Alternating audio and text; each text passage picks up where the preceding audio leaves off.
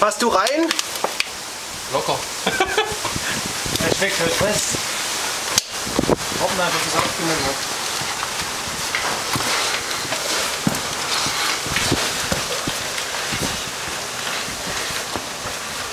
Die Frage ist, kommt man das in den Sack hoch?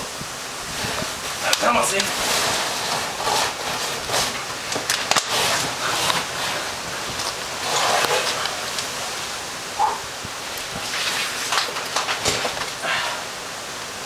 Guck mal, Konica. Und